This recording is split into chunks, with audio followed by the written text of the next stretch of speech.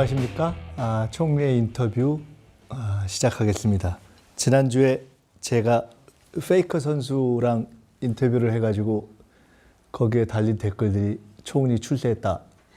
페이커 선수하고 인터뷰를 다 하고 대상역 뭐 이런 거 보면서 제가 그래 출세했다.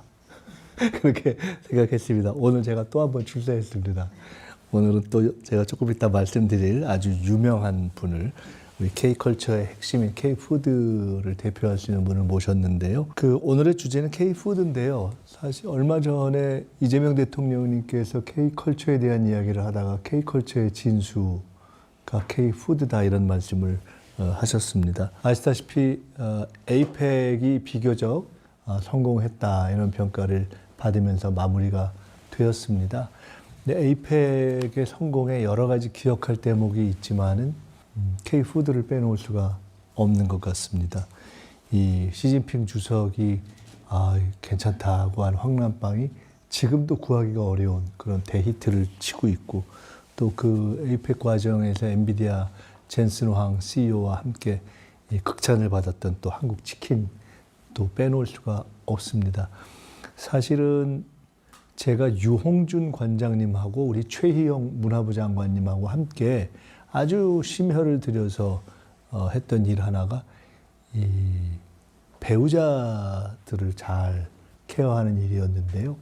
배우자들의 그러니까 정상 만찬은 워낙 유명하지만 배우자들 식사를 저희들이 준비하는 과정에서 정말 한국의 맛을 맛볼 수 있는 어떤 음식 또는 레스토랑이 어딜까 하는 것도 이렇게 찾아다녔던 기억이 납니다. 제가 최근에 우리 기업들과 간담회를 쭉 하고 있는데 제가 아주 흥미로웠던 것이 중에 하나가 최근에 만났던 기업 중에서 가장 에너지를 느낄 수 있었던 그룹이 두 군데였습니다. 그게 어디냐 하면 한 군데가 K푸드였고 또 한 군데는 K뷰티였습니다. 물론 K푸드는 그 뜨거움을 느낄 수 있었던 이유 중에 하나가 그 삼양 공장에 가서 불당면을 직접 먹으니까 자동으로 뜨거워지긴 했습니다만 매워서 어쨌든 그때 K푸드와 관련된 기업을 하는 분들 또 K뷰티 우리 화장품과 관련된 일을 하는 분들이 다 굉장히 자신감, 에너지, 투지 이런 것들을 보이는 것을 보고 제가 아주 흥미롭게 생각을 했었습니다. 제가 서론이 너무 길었는데요. 그런 연장에서 오늘은 K푸드를 주제로 해서 저희가 대담할 인터뷰 위를 모셨습니다. 얼굴 보시면 아마 관심 있는 분들은 이미 다 아실 겁니다. 강민구 셰프님. 그리고 셰프님도 유명하지만 그 레스토랑이 엄청 유명하대요. 밍글스가. 네, 셰프나 저는 몰라도 저희 레스토랑 이름은 들어보신 분들 많이 계셨을 겁니다. 예, 네. 밍글스가 지금 미슐린 3스타가 우리나라에 하나인가요?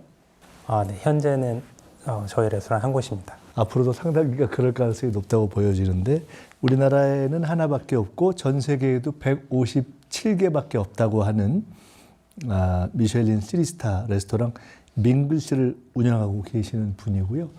그리고 특별히 홍콩이나 파리에서도 한식 레스토랑을 운영하고 계신 분입니다. 한식의 세계화에 이바지하는 민간 외교 셰프가 되고 싶다라고 인터뷰를 하셨다는 우리 강민구 셰프님을 모셨습니다. 뜨거운 박수로 시작하겠습니다. 우선 조금 전에 말씀드렸지만은 국내 유일의 미슐린 3스타 레스토랑 밍글스를 운영하고 계십니다.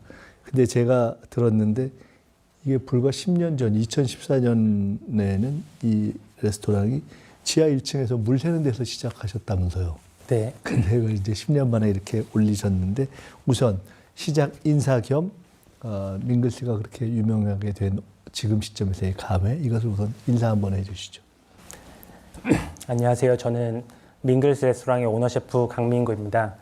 2014년, 11년 전에 레스토랑을 오픈했고요. 지금까지 11년 동안 오너 셰프로서 그리고 우리 한국 음식을 새롭게 재해석하고 새롭게 소개하려는 목표를 가지고 열심히 운영했습니다. 지난 11년 동안 정말 이곳에선 다 말씀드릴 수 없을 정도로 많은 일들이 있었는데요. 그래도 이렇게 오래 셰프로서 너무나 영예로운 그런 평가상을 받게 되었고, 그런 결과가 결국에는 대한민국의 문화가 더 많은 관심을 받고 있고, 그걸 더욱 잘 알리려고 하는 많은 분들, 그리고 저희 팀들의 이런 다 같은 노력이 있기 때문에 이런 결과가 일어나지 않나 생각합니다. 그리고 이런 좋은 일이 있었으니 오늘 이런 곳에 와서 총님도 뵙고 한국 음식에 대해서, 그리고 우리 음식의 미래에 대해서 좀 얘기할 수 있어서 너무나 기쁩니다. 제가 늘 꼭 뭐 이런 인터뷰를 해서가 아니라 그냥 누군가를 처음 만나면 개인적으로 좀 가까워지면 또는 가까워지기 위해서 늘 하는 첫 질문이 있습니다. 원래 꿈이 뭐였냐? 네. 원래 셰프가 꿈이셨어요? 네, 저는 제 첫 번째 꿈은 요리사였습니다. 초등학교 때부터 제가 태어난 그 해가 80년대 중반이거든요. 그때는 제 모토가 공부 안 해도 된다, 하나만 잘해도 된다, 그런 걸 막 이제 알려주실 그때였거든요. 그래서 부모님께서 학원을 되게 많이 보내주셨어요. 그래서 뭐 해보고 싶은 걸 많이 해보고 적성을 찾아라. 그래서 태권도도 가고 피아노, 미술, 서예, 주산 뭐 이런 국영수 그런 학원은 당연했고, 다 다녀보면서 네가 잘하고 싶은 걸 찾아라, 이런 식이었는데, 새롭게 만드는 거는 굉장히 좋아했는데 제가 미술이나 서예 이런 걸 해보니까 손재주가 뛰어나다는 생각은 안 든 거예요.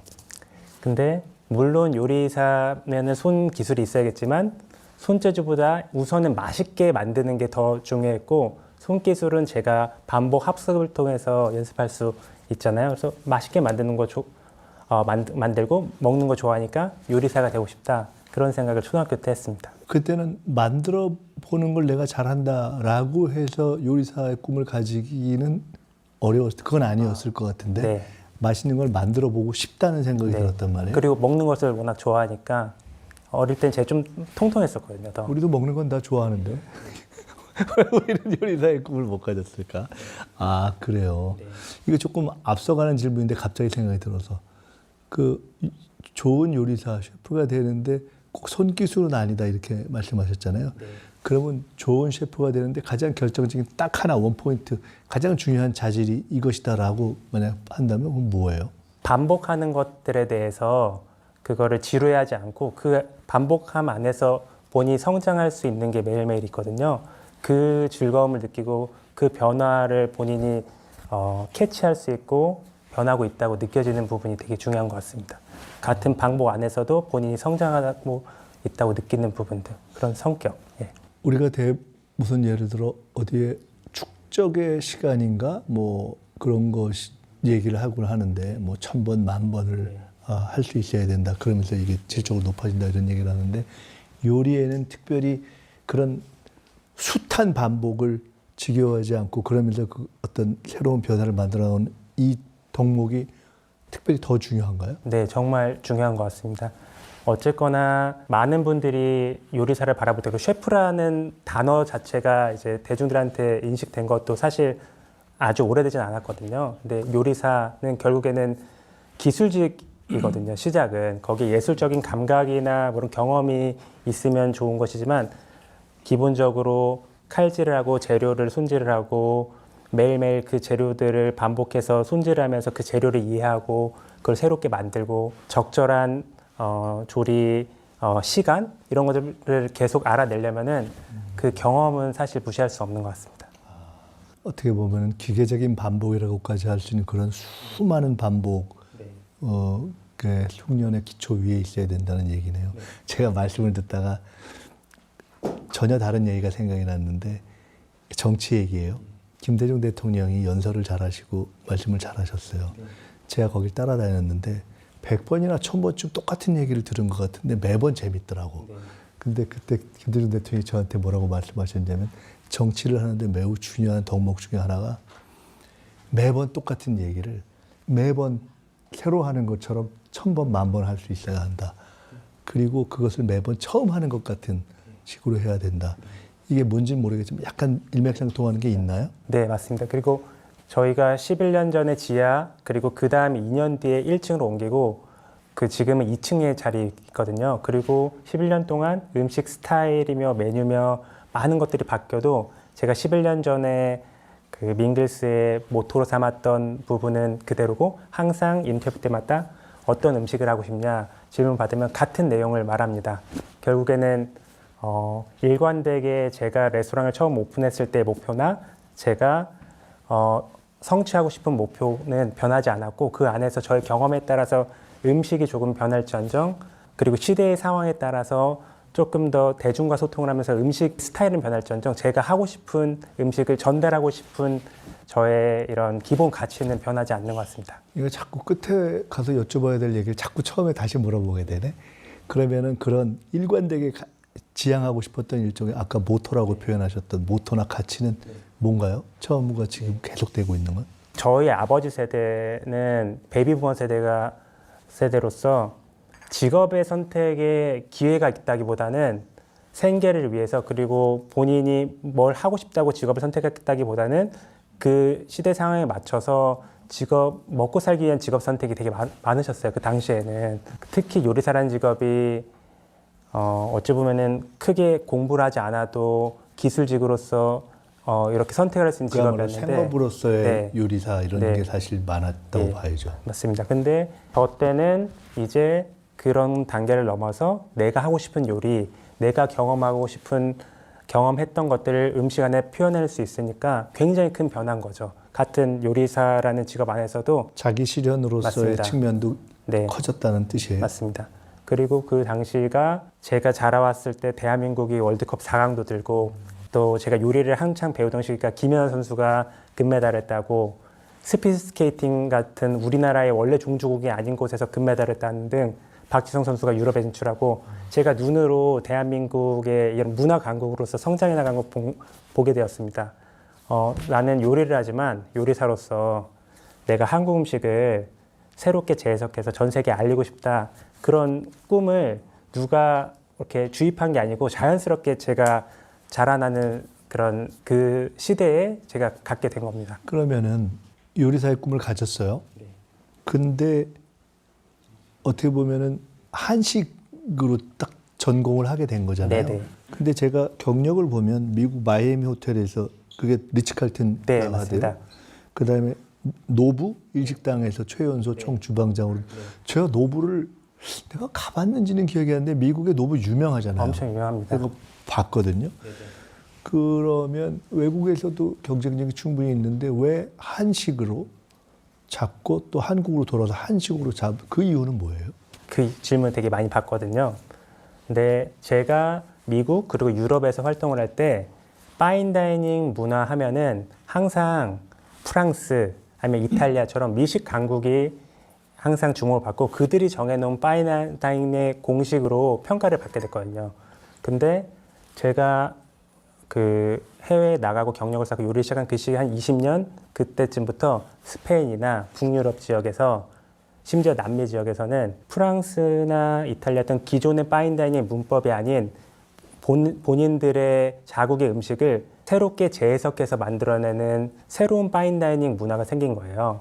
그래서 스페인의 그런 미식을 뉴 스페니쉬 퀴진, 또 북유럽의 지역을 뉴 노르딕 퀴진이라고 많이 불리거든요. 거기에 대표적인 레스토랑들이 본인들 자국의 음식을 재해석해서 새롭게 만들어낸 파인다이닝이 전 세계적으로 큰 호응을 얻게 된 거죠. 그 변화를 보고 나니 나도 한식을 해야겠다는 막연한 생각이 있었는데 이런 식으로 한식만 하면 되겠구나. 근데 내가 새로운 한식을 하려면은 아무래도 대한민국으로 돌아가서 나의 고향에서 한국의 농부들과 한국의 식재료 생산하는 분들, 한국의 전통주를 만드는 분들, 그리고 한국의 서비스 팀과 함께 나의 고향에서 하는 게 진정으로 새로운 한식을 재해석할 수 있는 방법이겠다 이렇게 생각했습니다. 파인다이닝이라고 하면 우리가 파인다이닝이라는 말을 많이 하는데 파인다이닝은 우리나라 말로 보통 어떻게 번역해요? 뭐라고 해야 돼요? 파인다이닝을 고급 한식, 고급 식당? 고급 식당? 뭐라 해서? 정식? 미식? 한번 찾아봐야 되겠네. 네. 근데 하여간 파인다이닝이라는 말 자체가 특정한 소위 우리가 얘기하는 요리 강국이라고 하는 몇 나라의 음식에 쓰였었는데 그것 자체가 우리 강 셰프님이 이렇게 한식을 딱 집중하기 시작할 시점에는 조금 더 각 나라에서 잘 만들어진 음식들로 좀 확산되는 개념이 맞습니다. 딱 생긴 그 시기였다 이거죠. 네. 그래서 한식을 해야 되겠다고 하고 그래서 한국으로 왔다. 네. 음식을 그 나라에 가서 취직이 돼서 했거나 또는 공부를 했거나 해서 이렇게 쭉 그러니까 요리를 배우면서 성장하는 것과 관련해서 다닌 나라들이 어떻게 되세요? 제 이력은 저는 해외에서 공부를 하지 않고 유학파가 아닙니다. 한국에서 조리학과로 4년제를 졸업한 국내파고요.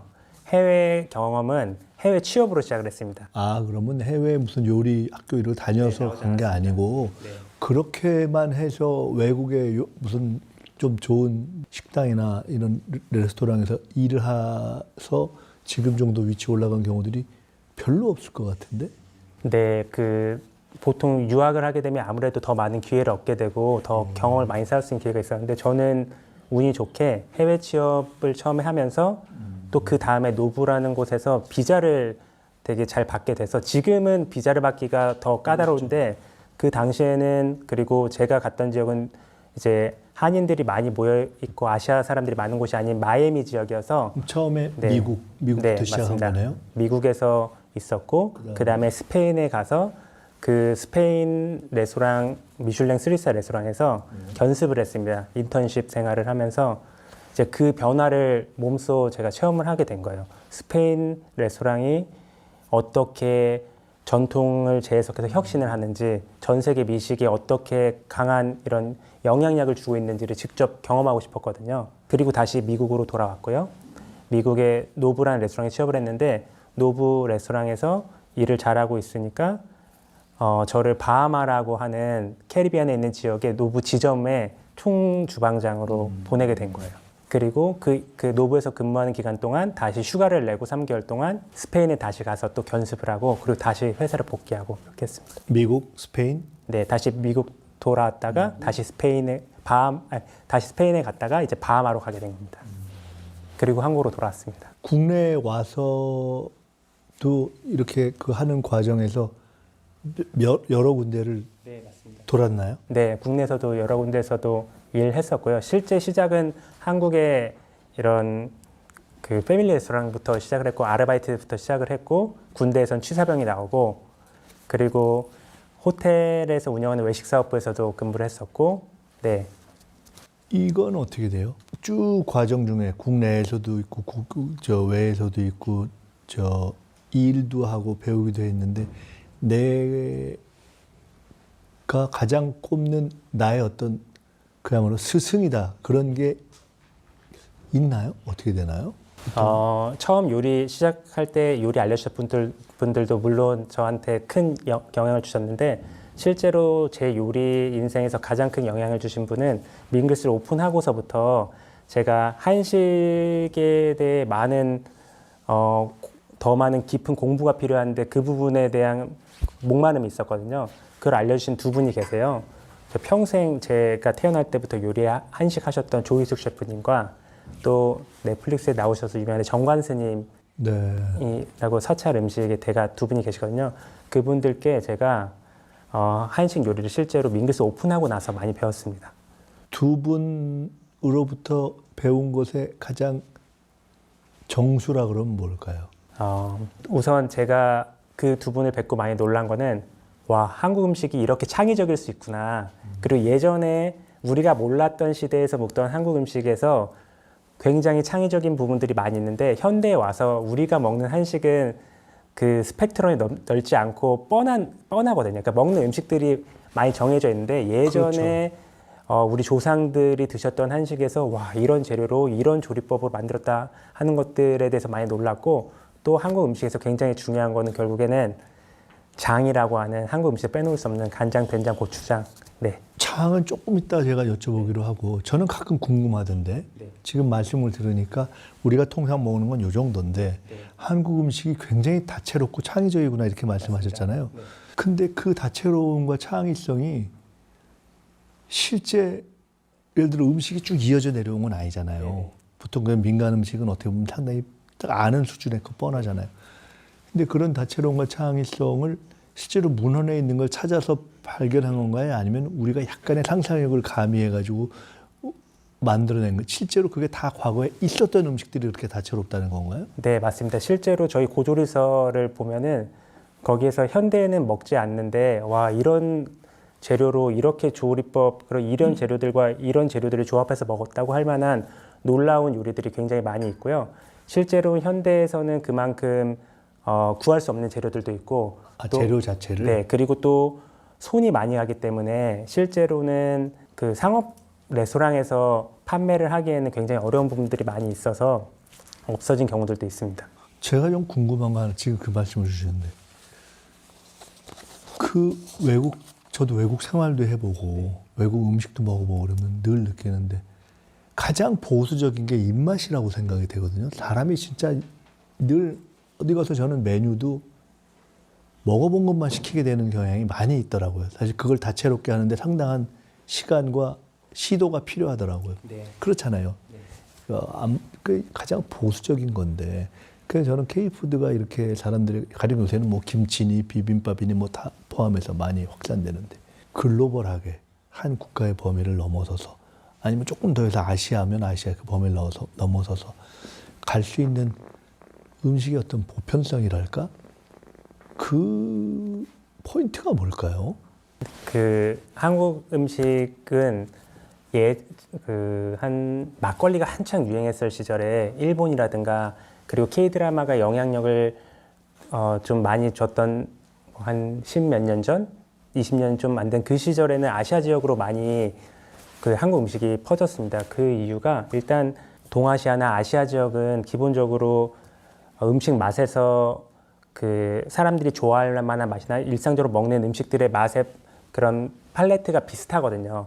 물론 저희가 중식과 일식이 다르긴 하지만 서양의 음식과 한국 음식을 비교했을 때 봤을 때는 비슷한 포인트가 많이 있잖아요. 그리고 뭐 수저에 뭐 밥국을 놓고 찬을 먹는 문화가 한국에만 있는 게 아니고 중국에도 있고 일본에도 있기 때문에, 그래서 오히려 아시아 지역에서는 한국 음식을 조금 더 쉽게 받아들여질 수 있는데, 실제로 지금은 미국이라든가 유럽 지역까지 펼쳐나갈 수 있는 가장 큰 이유가 일단 한국 음식은 굉장히 건강하고 맛있고 중독적인 맛이 있는 것 같습니다. 그 부분이 되게 큰 것 같습니다. 먹어도 당장 먹었을 때만 맛있는 게 아니고 먹고 나서도 속이 편안하고, 하지만 매력적인 감칠맛도 있고 또 다시 먹고 싶을 만한 그런 중독적인 매력이 있다 보니까 지금의 한국 음식이 단순한 유행은 아니고 이게 길게 갈 수 있는 이런 가능성이 저는 굉장히 많다고 생각하거든요. 일시적인 것이 아니다. 네, 그렇게 되기 위해서 뭐 저희가 많은 노력을 해야겠지만 어쨌든 그런 기본적인 한국 음식이 가진 매력은 전 세계인을 매료시키기에 충분하다고 생각합니다. 먹을 때 맛있고 먹고 나서 속 편하고 먹고 나면 중독성이 있어서 계속 먹을 가능성이 있다. 맞습니다. 그렇게 된 이유가 한국 음식은 이제 칼로리가 높지 않으니까, 그런 이유가 저희가 채소를 굉장히 많이 먹거든요. 한국 음식의 특징 중에 하나가 채소, 그리고 채소를 발효한 음식이 굉장히 많다는 겁니다.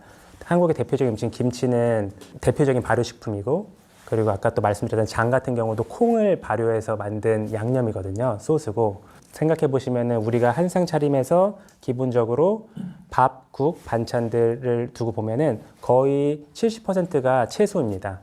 제가 지금 말씀 듣다 생각나는데, 우리가 과거에는 가령 아시아를 대표하는 음식으로 많이 생각하는 게 가령 일식, 소위 스시, 그다음에 중식, 그다음에 가령 뭐 베트남 쌀국수, 뭐 태국 음식 뭐 이렇게 있었는데, 제가 잘은 모르겠지만 일식의 가령 스시다, 회다, 이게 처음에는 서양 사람들한테 그렇게 익숙하지 않았을 것 같아요. 그러니까 일종의 익숙해지는 시간이 필요했을 것 같거든요.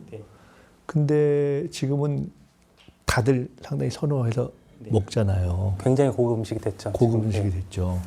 음식에 있어서 중독성이라는 것이 굉장히 중요한 단어겠구나. 세계화되는 데 있어서 지금 이제 그 생각을 하게 됐거든요. 자, 그러면 이렇게 레스토랑 차원에서 좋은 어떤 레스토랑들이 생겨서 한식을 사람들이 먹게 되는 것과, 그다음에 아까 얘기 나왔던 무슨 라면이라든가 과자라든가 이런 그야말로 제품으로 양산되는 것, 그 각각의 한국적 맛이 이렇게 세계화되고 글로벌화되는 데 있어서의 넘어야 될, 또는 주로 이거는 이런 것들을 극복해야 된다, 이런 걸 유념해야 된다, 그런 포인트들은 뭐예요? 맛에서라든가 뭐 한국 음식 자체가 가진 경쟁력은 저는 충분하다고 보고 결국에는 저희가 이런 선택의 시간이라고 저는 생각을 하거든요. 지금 한국 식문화가 단순 유행으로 끝날 것인지 아니면은 이게 길게 오랫동안 가서 그들의 일상적인 생활 안으로 스며들 수 있을지 그런 갈림길에 있다고 생각하거든요. 그리고 아까 말씀 주신 것처럼 동아시아 지역, 아시아 지역을 두고 보면은 크게 미식 국가로는 일본과 중국이 있는데 유럽을 비교해 보자면 프랑스와 이탈리아가 있는 거랑 비슷합니다. 프랑스는 가장 고급의 문화를 미식 문화를 선도하고 있고 아시아에서는 일본이 그런 위치를 차지하고 있고요. 이탈리아도 물론 고급 요리도 있지만 대중적으로 우리가 피자나 파스타 같은 걸 굉장히 쉽게 먹잖아요. 그 포지션을 전 세계에서 중국 음식이 하고 있는 건 거예요. 한국은 어떤 포지션이냐 봤을 때 그 둘과는 또 다른 포지션으로 잘 헤쳐 나가야 되는데 그런 거를 해낸 곳이 이제 스페인, 아까 말씀한 스페인입니다. 스페인 미식은 실제로 그런 미식 혁명이 있기 전까지는 전 세계적으로 큰 관심이 없었는데 지금 그런 포지션을 가지면서 전 세계적으로 일반적인 스페인의 식재료가 전 세계적으로 많이 지금 펼쳐 나가고 있거든요. 그래서 실제로 스페인의 식품 산업도 엄청나게 많이 성장을 했고 또 덴마크 같은 경우도 지금 그런 새로운 덴마크 미식 운동이 발전을 하면서 유기농 식품 산업이 굉장한 성장을 이루면서 전 세계 유기농 식품 산업의 선두 부분을 달성하고 있거든요. 그것처럼 현재 한국 음식이 가져야 될 것은 지금 대중적으로 라면이나 이런 많은 식품들도 수출하지만 프리미엄 전략으로 가야 되는 게 굉장히 필요하다고 생각합니다. 프리미엄 전략으로 가야 네, 된다. 결국에는 저희가 대한민국이 제조업 중심으로 다른 나라에서 뭔가를 부탁을 받고 하청으로서 생산 기지로서 역할했던 시기는 이미 예전에 지나가지 않았습니까? 지금은 조금 더 하이컬처의 문화를 우리가 전파를 해야 되니까 저 과거 일본 일식의 경험이나 중식의 경험이나 이렇게 어떤 나라의 음식 문화가 세계화되는 데 있어서는 프리미엄이 우선 좀 퍼지고 나서 그게 대중화되는 그런 경로를 대부분 밟나요? 결국에는 양쪽이 다 저는 잘 돼야 된다고 생각하거든요. 중식은 어쨌거나 굉장히 많은 이민자들이 있기 때문에 전 세계에 그 숫자가 일단 많았고. 네, 그리고 그 이민자들이 또 소비해 줄 수 있고 그거를 또 만들 수 있는 사람들이 굉장히 많았잖아요. 그러다 보니까 대중화될 수 있고 값싼 가격에 많은 이제 음식을 생산해서 보여줄 수 있었고 일본 같은 경우는 굉장히 정부에서도 정책적으로 일본의 식문화를 전 세계에 알리기 위해 굉장히 많은 노력을 했고 프리미엄화 전략을 굉장히 많이 해서 실제로 일본의 식재료들도 굉장히 고급화가 많이 되었고 그걸 실제로 많이 알렸고 또 술만 보더라도 정책적으로 사케를 프리미엄화 시키고 또 좋은 식재료를 프리미엄화 시키는 게 굉장히 유효했다고 생각합니다. 그러면 지금 말씀은 이제 한국 음식에 대한 세계적인 관심이 높아지고 있는 이럴 때 이걸 더 안착시키고 딱 굳히기 위해서는 지금은 프리미엄화 전략에 더 신경을 써야 될 때다. 이제 그런 말씀. 대중화대로 하되 프리미엄 전략부터 하되 이제 그 맞습니다. 부분을 조금 더 신경을 써서 그 양 측면이 다 가야 되는데 맞습니다. 지금은 프리미엄화 전략을 좀 더 신경을 써야 될 때다 이런 말씀이네요. 네, 맞습니다.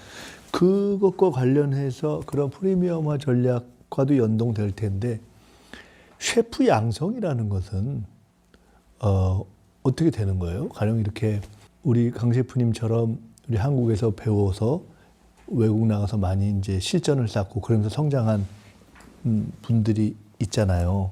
근데 이 K푸드 세계화를 확산하기 위해서는 어쨌거나 한식 전문 셰프를 많이 양성해야 되는 거 아니겠습니까? 네. 그러면은 경험상이나 이런 것 등등을 볼 때 젊은 후배들이 앞으로 성장을 해나가야 할 때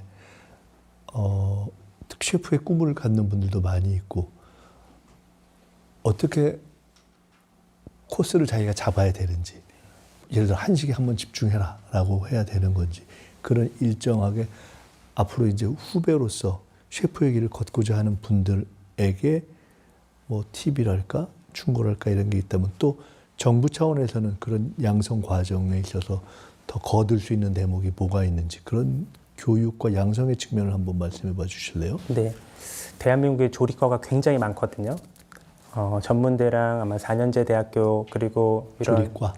조리학과가 굉장히 많은데 대부분의 조리학과들이 커리큘럼이 비슷하고 또 각각 학교마다 이 학교에 가면 어떤 걸 특별하게 더 배울 수 있다라는 약간 특성화된 게 많이 안 되어 있습니다. 있긴 하지만 그게 뚜렷하지가 않습니다.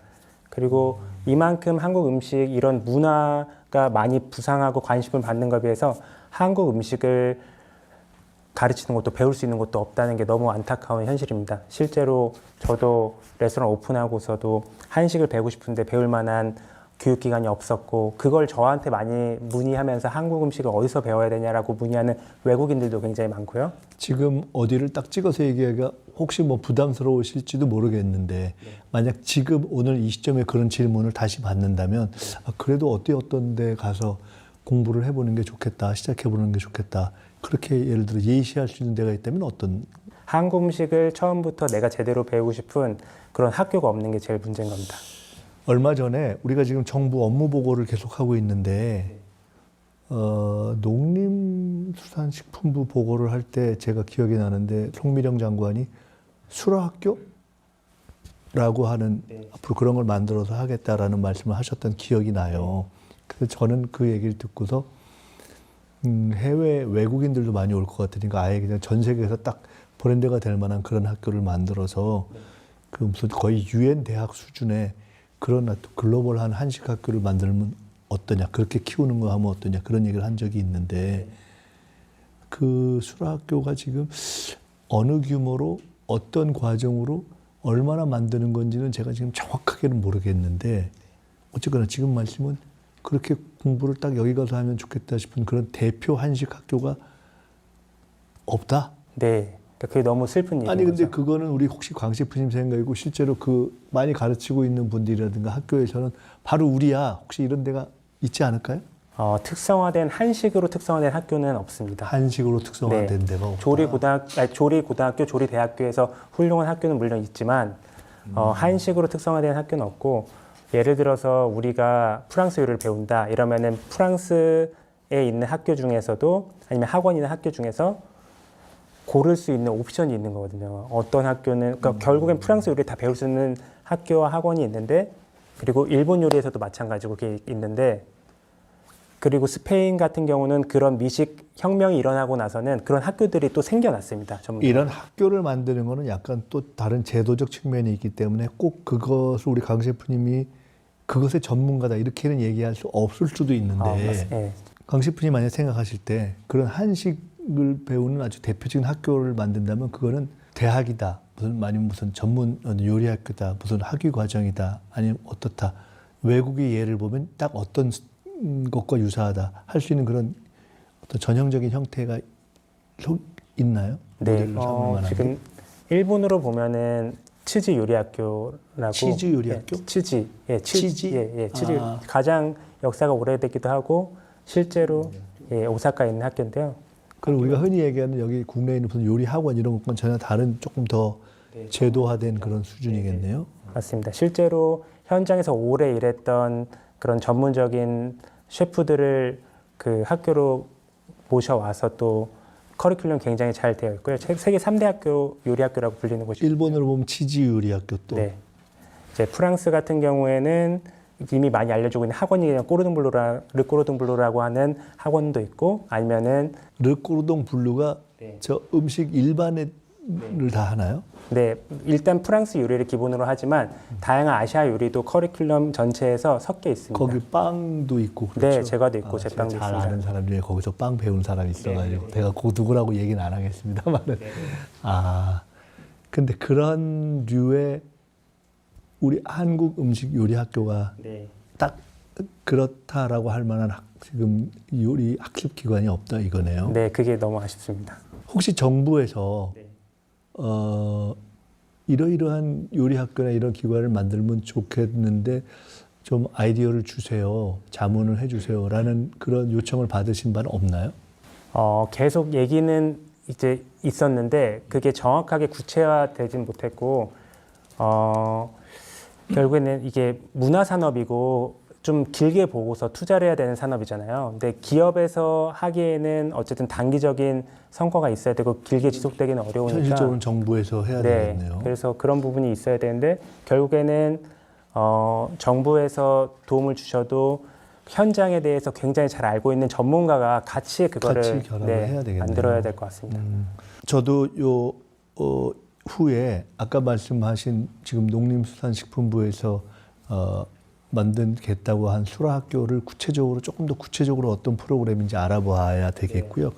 그래야 되겠구나라는 생각이 들었고 그 과정에서 우리 광 셰프님의 좀 어떤 말씀도 좀 자문을 더 듣는 게 좋겠다 이렇게 이야기를 하겠습니다. 그리고 혹시 그런 요청이 있거나 기회가 되면 꼭 좀 말씀 주세요. 그 생각났는데 꼬르동블루 말고 페랑디라고 하는 또 요리 학교가 있어요. 페랑디라고 하는 우리나라로 치면 직업 전문 학교 같은 그런 곳이거든요. 그것도 프랑스인데 그곳들이 또 좋은 점은 학비가 많이 비싸지가 않습니다. 또 어찌 보면은 유명한 학교라고 해서 해외로 나가게 되면은 그런 제가 예전에 기사를 봤는데 배울 때 돈이 많이 드는데 실제 취업을 했을 때 그만큼 돈을 못 버는 직업의 상위에 세 개 중 하나가 요리사더라고요. 네, 그게 배우는 데는 돈 들고 벌지는 못하고. 그게 그 예전에 그것도 참. 네, 그런 예술하시는 분들, 그 음악 하시는 분들도 그렇고, 그런 것처럼 실제로 요리는 하고 싶은데 공평하게 그리고 그런 능력 있는 사람이 기회를 받을 수 있는 합리적인 가격에 제대로 된 한식 요리를 배울 수 있는 교육기관이 존재하면 참 좋을 것 같다는 생각이 듭니다. 죄송한데 지금 여기 바깥에 같이 지켜보고 계신 분들 중에 우리 총리실 스태프들도 있는데 잊어버리지 말고 그 수라학교 관련한 이번에 그 농림부에서 보고한 내용 저한테도 한번 다시 좀 갖다 주시고 학교 앞으로 진행되는 과정에서 우리 강 셰프님을 포함해서 이런 전문가 자문을 조금 더 자세히 들으시라고 말씀을 꼭 해주시고 이거를 제가 잊어버리지 않도록 다시 한번 환기시켜 주세요. 아까 장 얘기 나왔는데 저는 장도 좀 사실 신기하더라고. 이 장이야말로 한국적인 맛이면서도 진짜 외국 사람들이 부담스러울 것 같아. 네. 제 그랬었습니다. 네. 그랬었습니다. 네. 근데 그럴 것 같은데 장에 또 관심을 가지시고 한다니까 한번 장에 대해서 좀 설명도 해주시고 관심 갖는 이유, 그다음에 이것이 어떻게 보편화될 수 있는가, 걸림돌이 혹시 없는지 이런 등등을 좀 말씀해봐 주시겠어요? 네. 우선 제가 해외 생활을 할 때 물론 장 하면은 한국 사람들에게는 딱 된장찌개 아니면 지역볶음, 닭도리탕 그렇게 딱 인식이 되어 있잖아요. 아니면 고기 찍어 먹는 쌈장이라든가. 근데 제가 해외에서 한국 음식을 하려고 보니까 다른 재료는 뭐 현지에서 다 구해서도 한국 음식을 할 수 있어도 한국에 장이 없으면 한국 음식을 할 수가 없다는 걸 딱 깨닫게 된 거예요. 한국 음식을 한다는 것은 곧 장이다. 네. 그래서 그리고 밍글스를 오픈하던 때에도 한국의 음식을 새롭게 재해석할 때 장을 활용해서 새로운 해외 식재료랑도 대입을 해보고 새로운 조리법이랑 대입을 해봤을 때 굉장히 장의 가능성에 대해서 많이 알게 됐습니다.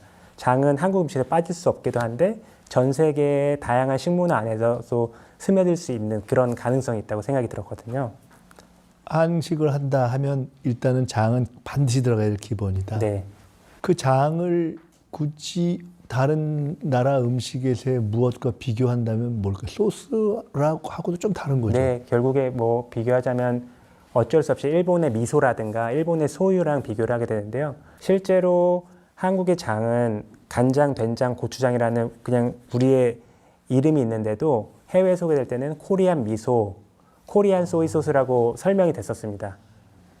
네, 그런 이름 장이 장 자체로 간장, 된장이라고 불린 지가 실제로 지난 10년이 채 안 되지 않았습니다. 그중 비교한다면 일본의 미소 정도에 비교할 수 있다. 네, 맞습니다. 근데 일본 미소에 비해서 우리의 장이 각 음식, 한국 전체에 대한 적용 범위가 일본의 미소보다도 더 넓나요?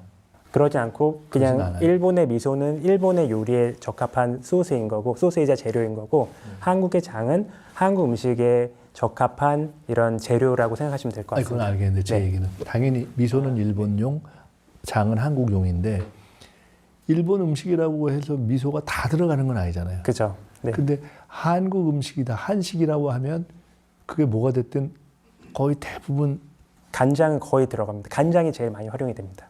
한국의 간장. 의미 있는 요리에는 다 장이 들어간다. 네. 근데 그 장이 들어가는 것이 다 일반적인 세계인의 입맛에 맞출 수 있다. 네, 그 한국의 장이 짠맛도 있지만 그 안에 감칠맛이 굉장히 깊게 있거든요. 그리고 뭐 서양 요리에서 굉장히 오랫동안 끓이는 정성 들여 끓이는 소스나 육수들이 있는데 며칠 동안 걸려서 만든 정성 들이게 만든 소스와 비슷하게 짧게 끓여낸 이런 채소 육수에 한국의 간장을 로 간을 하면은 또 깊은 맛이 나요. 그 이유는 며칠 동안 끓인 프로세스만큼 한국의 간장은 뭐 3년이면 3년, 5년이란 세월의 맛을 담고 있기 때문에 간장을 육수 안에 이렇게 약간의 간만 줘도 굉장히 깊은 감칠맛을 끌어낼 수 있는 건 거죠. 그게 장의 매력인 것 같습니다. 제가 지금 갑자기 좀 드는 생각이 하나 있는데 감칠맛 이 말씀을 듣다가 네. 야, 감칠맛이야말로 영어로 번역하기 진짜 어렵겠다는 생각이 하나 들었는데 외국 생활을 할 때 또는 외국에 가서 살 때 제일 어려운 것 중에 하나가 한국 사람이 병원 가가지고 자기가 어떻게 아픈가를 설명하는 거 이게 진짜 어렵거든요. 이게 여기가 막 은근하게 막 쑤시는 것 같기도 하고 애매하게 뭐 가려 이런 거 설명이 어렵단 말이에요. 영어를 아주 잘하는 사람도. 네. 근데 그것과 거의 유사하거나 더 어려운 게 맛에 대한 느낌을 설명하는 걸 것 같아요. 네. 근데 가령 음식을 했어요. 외국 사람의 맛을 봤어요. 거기서 하는 한식 음식이든 뭐든지 제공할 때 한국 사람만 얘기하는 건 아닐 테니까 맛에 대한 품평을 외국인이 하고 그거를 받아서 피드백을 하고 다시 수정하고 그런 과정들이 필요할 거 아니에요. 그건 참 어려울 것 같은데 언어적인 어려움도 있을 것 같고 그런 문제는 어떻게 해결했어요? 그 말씀 주신 것처럼 너무 정확하신데 이 한국 음식을 이제 한국 음식 경험이 없는 외국인들한테 설명을 할 때에는 너무 우리가 그냥 알고 있는 거를 그대로 말을 하는 것보다 그 사람들이 받아들일 수 있는 수준으로 만들어서 전달하는 게 차라리 우리가 10이라고 하더라도 그거를 10을 그대로 주기보다는 그 사람들이 이해할 수 있는 3만이라도 제대로 전달하는 게 더 중요하잖아요. 근데 저희 레스토랑에서 우선은 다양한 식재료들이 전 세계적으로 쓰이는데 어쩔 수 없이 일본의 식재료 단어로 이미 통용되어 있는 것들이 굉장히 많습니다. 그래서 무는 다이콘이라 불리고 뭐 다시마는 곤부라고 불리고 근데 그런 것들을 하나하나씩 이거 곤부라고 알고 있는 건데 한국에서는 다시마라고 불리는 거다 하면서 뭐 저희 메뉴판 안에는 그거를 한국 식재료로 한국말로 표기를 한다든가 그런 작은 일부터 먼저 시작을 하고 저희가 메뉴 설명을 할 때 길게 설명을 하면 손님이 오히려 부담스러워 하시니까 저희는 QR로 이렇게 핸드폰과 연동이 되면은 저희 레스토랑 메뉴를 자세하게 디스크립션 해놓은 게 있어요. 거기에서는 두부를 보통 영어로 토프라고 부르는데 그것도 두부라고 설명을 하고 또 이 된장도 절대 코리안 미소라고 불리지 않고 된장으로 설명이 돼야 되고 아까 말씀 주신 것처럼 감칠맛도 결국엔 일본말로 우마미거든요. 근데 저희는 우마미? 네, 저희는 감칠맛이라고 쓰고 이 책 저희가 영문 쓸 때 그거에 대한 고민이 굉장히 많았어요. 여기에는 표고버섯도 표고버섯이라고 쓰이고 두부도 두부라고 쓰려고 했고 또 된장, 간장, 고추장처럼 우리의 한국 음식에서 쓰이는 이름들을 그대로 많이 쓰려고 노력을 했거든요. 하지만 그 사람들이 그냥 너무 모르는 단어가 아닌 이해할 수 있을 정도의 범위로 계속 이제 다 같이 저 말고도 이쪽 업계에 있는 분들이 다 노력을 하는 거죠. 그리고 실제로 우리 정부에서 표준화된 영문 단어들이 어떻게 불러야 된다는 한국 음식의 표준이 있긴 합니다. 이 책이 우리 강 셰프님이 지으신 책인데 네. 이거 한글 책은 제목이 장이면서 간장, 된장, 고추장으로 빚어낸 그 체계라고 되어 있고 그거를 영문으로 한 거죠? 다른 책은 아니라? 영문이 먼저 시작이 됐습니다. 아, 이걸 먼저 한 거예요? 왜 그렇게 됐어요? 제가 코로나 딱 시작됐을 때 이제 영업을 하더라도 외국 손님도 오지 않고 너무 손님이 없다 보니까 제가 한국 음식을 손님들과 매일매일 소통하고 소개시키는 즐거움이 있었는데 그걸 못하게 된 거예요.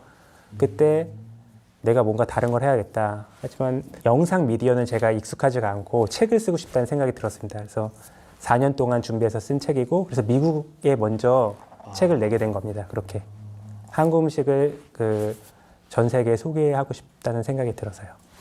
그래서 이게 보니까 더 소울, 저 코리안 쿠킹의 소울 거의 무슨 정수 영혼이다 이렇게 네. 하셨네요. 시간이 어느새 상당히 지나가서 한 두 가지만 더 여쭤봐야 되겠습니다. 술. 네, 얼마 전에 제가 우리 K푸드 관련해서 20대, 30대 분들이 K푸드 관련한 새로운 스타트업 벤처를 국가에서 이렇게 장소를 빌려주고 지원해서 하는 곳을 가본 적이 있어요. 네, 거기서 얘기를 하다 보니까 이 K 술이 엄청나게 중요하다 하는 얘기를 하고 들어보니까 사실 술이 빠질 수 없잖아요. 네. 그래서 참 중요하구나 하는 생각이 들었는데 말씀을 들어보니까 우리 강 셰프님도 그 술 페어링, 네. 우리 술 페어링 뭐 이런 작업을 하신다고 들었어요. 어떤 술이 제일 그러니까 지금 이렇게 하시면서 좀 역점을 들여서 하고 있달까 하시는 건 어떤 거예요? 저희는 이제 술을 만드는 사람들은 아니고 이제 술을 소개하는 곳이잖아요. 네, 11년에 오픈할 때 한국 음식을 새롭게 재해석하려는 레스토랑, 새로운 한식을 선보인다고 하는데 그 주류 저희 같은 다이닝 레스토랑에서는 음식과 주류를 매칭해주는 서비스가 굉장히 중요하거든요. 근데 한국 음식인데 와인으로만 페어링을 하는 거는 맞지 않다. 우리 술을 한번 해보자라는 생각으로 각각의 음식마다 한국의 전통주를 한 장씩 페어링하는 시도를 저희가 처음 하게 되었습니다. 각각의 음식마다 네, 한 코스가 나오면 그 음식에 맞는 전통주를 한 잔씩 주는 거예요. 그래서 각 코스가 11코스면 11개의 전통주가 나가는 겁니다. 좋아들 하시겠네요. 11년 전에는 일단 선택할 수 있는 옵션이 많이 없었어요. 전통주가 그렇게 다양하지도 않고 그런 좋은 품질의 술이 많이 없었는데 매해 저희가 운영을 하면서 새로운 전통주가 한번 생기고 예를 좀 들어봐 주세요. 우리가 보통 사람이 알 수 있는 음식하고 네. 보통 사람이 알 수 있는 술이 페어링이 잘 맞춘 한 두세 가지 예만 들어봐 주세요. 그러니까 제일 처음에 이런 다이닝 레스토랑에 오시면은 보통 이제 서양식일 경우에는 이런 샴페인으로 먼저 시작을 하잖아요. 근데 저희 레스토랑에서는 하회탈 모양의 안동 소주를 가져와서 안동 소주에 토닉 워터 그리고 귤을 바삭하게 말려낸 귤칩이랑 귤의 껍질 부분을 같이 넣고 안동 소주 칵테일을 만들어서 처음에 드립니다.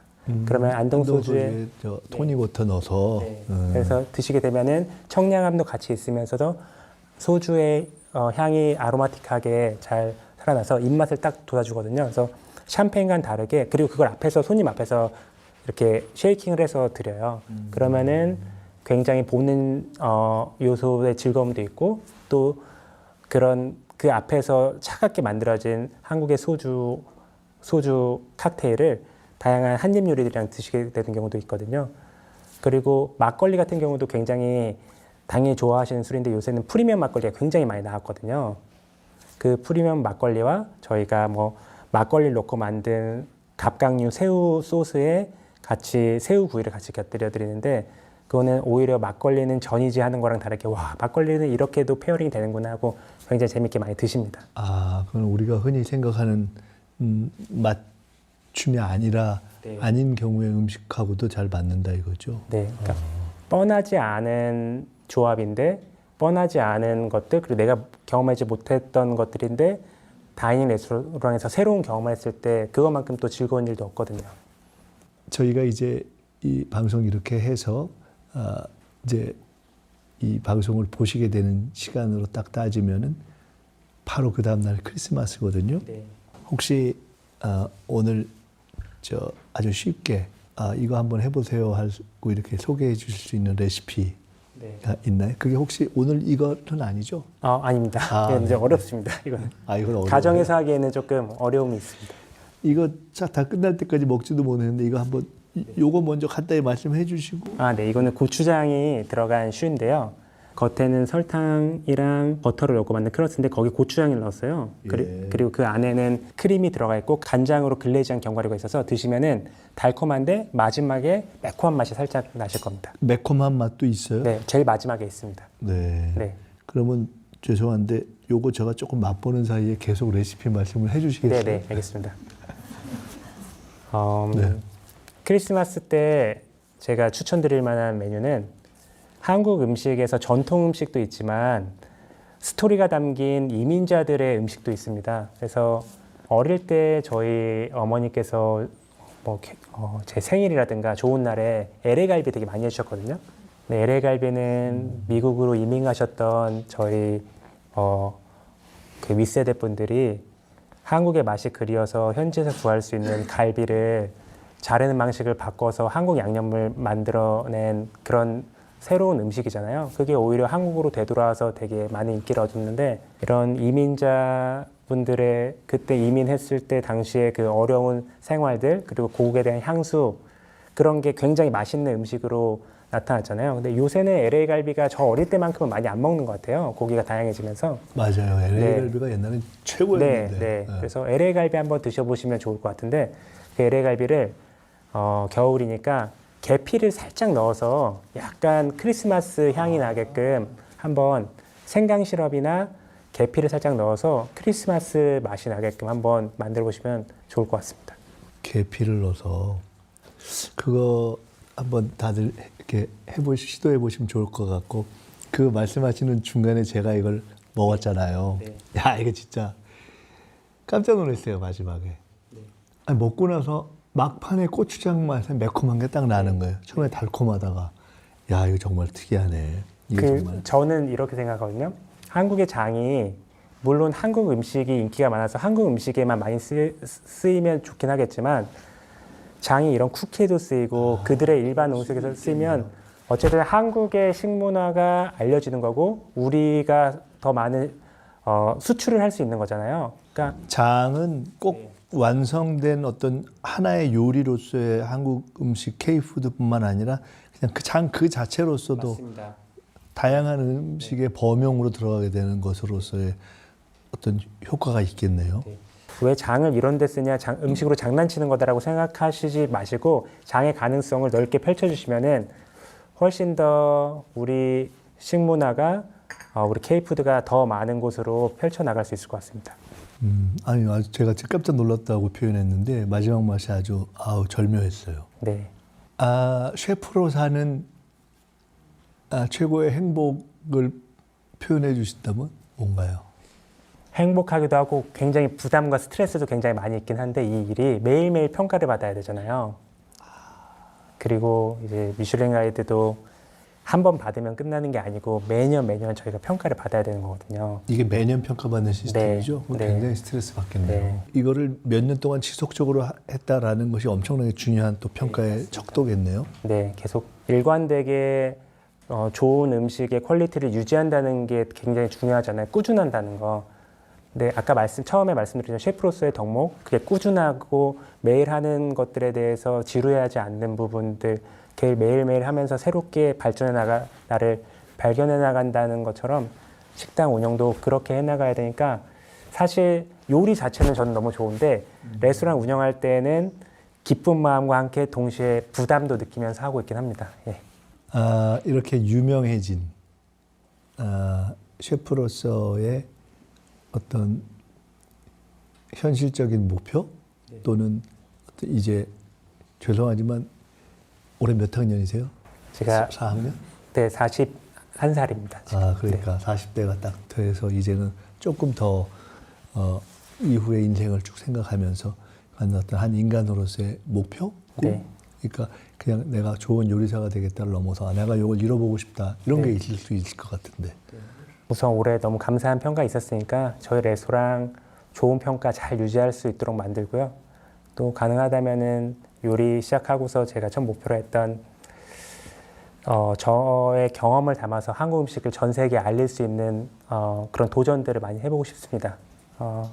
더불어서 이제 40대면은 셰프로서 되게 더 많은 것을 이제 앞으로 10년, 20년 더 할 수 있다고 생각이 되거든요. 그리고 저희 아이가 이제 사회생활을 시작하는 그때 됐을 때 한국 미식에서 더 많은 이런 발전을 이루어서 조금 더 후배 세대가 파인다이닝 셰프가 된다거나 이쪽 외식업을 한다고 그랬을 때 좋은 길을 많이 열어줄 수 있도록 제 나름대로 많이 노력을 하고 싶습니다.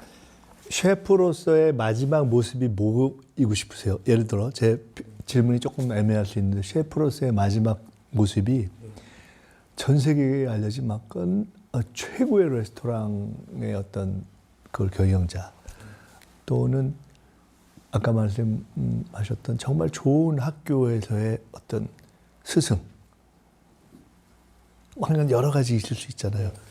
그 요리계에서 셰프로서의 여러 측면 중에서 나는 어떤 모습이 마지막 모습이고 싶으세요? 제가 나중에 뭐 은퇴를 하거나 뭐 혹여 나중에 이렇게 제가 뭐 세상을 떠나게 됐을 때 강민구 셰프 하면 한국 음식을 전 세계에 알리기 위해서 그리고 한국 음식 영역을 조금이라도 확장시켰다 그런 평가를 받는 셰프이고 싶습니다. 네. 하여간 오늘 조금 마칠 시간이 됐기는 했는데 좀 아쉽네요. 더 여러 가지 여쭤보고 싶기도 하고 근데 이제 약속한 시간이 됐습니다. 우리 강민구 셰프님 이렇게 뵈서 너무 좋았고 아까 마지막에 말씀하신 그러한 꿈을 꼭 이뤄가시길 바라고 그런 꿈을 아마 우리가 일제시대 때 꿨으면은 못 이뤘을 가능성이 높아요. 네, 지금 꾸고 있기 때문에 그런 꿈들이 이루어질 가능성이 있죠. 그러니까 우리 강 셰프님의 개인적인 꿈도 이루어지고 또 그런 것을 뒷받침할 수 있을 만큼 모든 것들이 국가 차원이든 아니면은 뭐 여러 가지 문화적 차원이든 다 뒷받침되는 그러한 상황을 저희들이 함께 만들어 갔으면 좋겠습니다. 너무 감사하고 특별히 아까 마지막에 깜짝 놀란 이 쿠키도 너무 감사했고 아까 알려주신 그 계피 LA 갈비 레시피도 너무 감사했습니다. 다음에 기회 되면은 근데 밍글스가 가격이 좀 세다면서요. 그래서 내가 네. 쉽게 못 가겠더라고. 근데 저희가 손님이 27분, 8분 오시는데 근무하는 사람이 36명입니다. 네, 그리고 그럴 수밖에 네, 없겠네요. 그래서 이제 유지를 하는 수준으로만 돼도 사실 파인다이닝 중에서 적자가 나는 경우도 되게 많이 있거든요. 그러니까 유지만 되는 정도 수준이나 정말 그러니까 정성을 들여서 그렇게 좋은 음식을 만드시고 네. 제가 평생에 한번 정말 기념할 만한 날에 가서 먹는 것이라 할지라도 더 받으세요. 제가 꼭 한번 돈 좀 모아가지고 가겠습니다. 예.